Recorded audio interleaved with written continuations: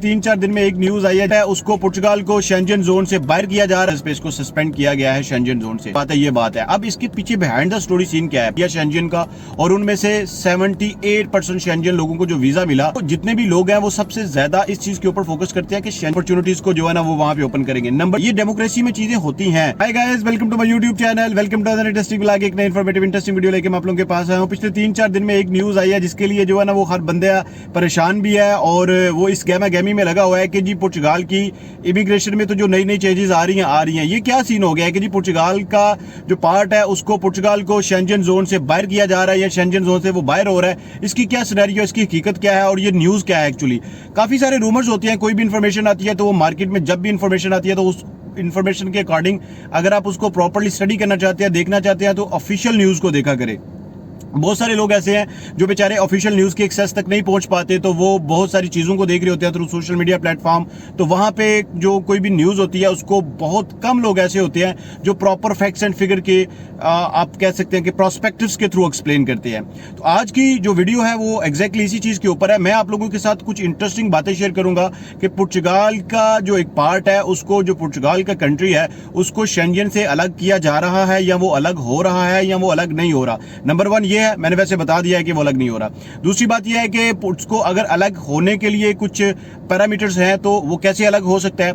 और नंबर 3 ये है कि वो जो एक फाइन, एक प्लेंटी उनके ऊपर पड़ी हुई है, इसका ये सीन क्या होता है, और इसका जो एक बिहाइंड द स्टोरी है या बैकअप सीन है ये क्या है। ये सारी कहानी मैं आप लोगों के साथ एक्सप्लेन करता हूं। तो जो लोग भी चैनल पे नए हैं, सर आपकी छोटी सी मोटिवेशन मेरे लिए एक बहुत बड़ा, आप ये कह सकते हैं कि एक नई वीडियो बनाने के लिए एक इंपॉर्टेंट और एक सिग्निफिकेंट रोल प्ले करती है। तो काइंडली चैनल को सब्सक्राइब भी कर दीजिएगा, वीडियो अच्छी लगती है तो इसको लाइक भी किया करें, इसको शेयर भी किया करें, इसको मैक्सिमम लोगों तक पहुंचाया भी करें।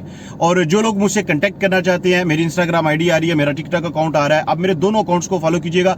अगर आप स्मॉल शॉर्ट फॉर्म में वीडियो देखना चाहते हैं, छोटी वीडियोज, तो टिकटॉक पे जाया करें। टिकटॉक पे आपको छोटी वीडियोज मिला करेंगी शॉर्ट्स की फॉर्म में, तो आप उनसे हर रोज वहां पे हर एक दिन में 2-3 जो है ना वो शॉर्ट्स अपलोड कर देता हूं, तो आप काफी सारी वीडियोस को वहां पे देख सकते हैं और आप काफी सारी इंफॉर्मेशन के थ्रू स्टे इन टच रह सकते हैं। अगर आप मुझसे पर्सनली इंटरेक्ट करना चाहते हैं, जब मैं वीडियो अपलोड करता हूं तो मैक्सिमम कमेंट्स करें, मुझसे आप पर्सनली इंटरेक्ट हो सकते हैं, या फिर आप मुझे इंस्टाग्राम के थ्रू व्हाट्सएप पर्सनल डीएम कर सकते हैं, तो I can get back to you with positive and proper response.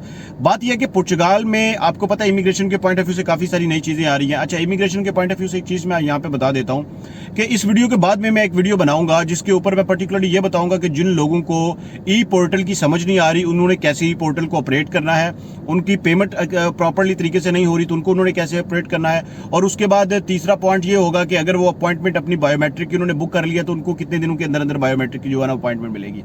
अब यहाँ पे इस वीडियो में हम बात करते हैं कि पुर्तगाल को क्यों जो है ना वो टेम्परेरी बेसिस पे सस्पेंड किया गया है।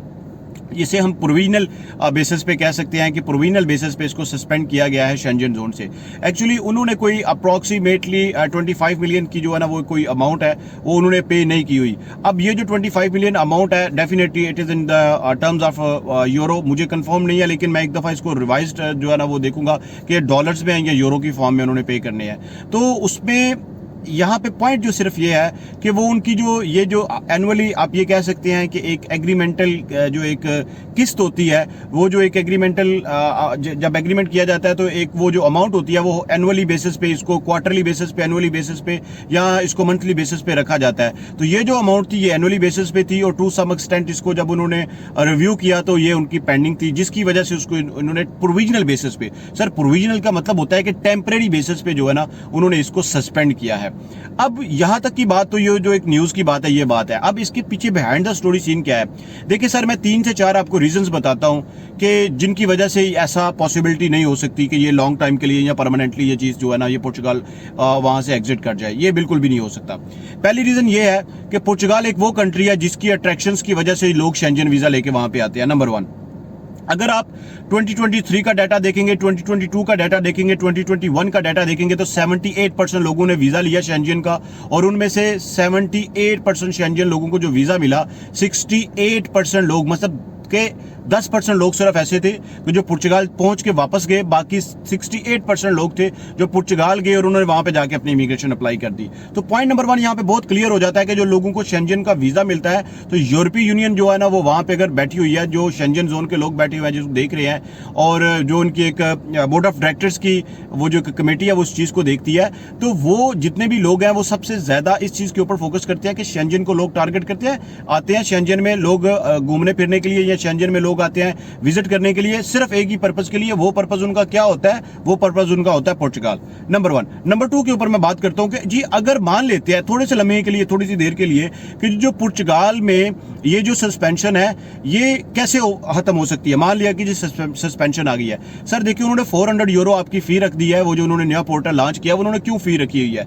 उसके 2 से 3 पॉइंट्स हैं। नंबर 1, वो उससे अपना रेवेन्यू जनरेट करेंगे और ओवरकम करेंगे अनएम्प्लॉयमेंट रेशियो को। नंबर 2, वो उससे अपना रेवेन्यू जनरेट करेंगे और नई बिजनेस अपॉर्चुनिटीज को जो है ना वो वहां पे ओपन करेंगे। नंबर 3, वो उससे अपना रेवेन्यू जनरेट करेंगे, टैक्स रेशियो बढ़ाएंगे और उनके ऊपर जो एक बैकलॉग की फॉर्म में वो जो उनकी किस्तें बाकी पड़ी हुई हैं, पेंडिंग पड़ी हुई हैं, वो उसको क्लियर करेंगे। अब पॉइंट नंबर 3 की तरफ मैं आता हूं कि ये जो सस्पेंशन है ये और भी एक रीजन है क्यों नहीं हो सकती।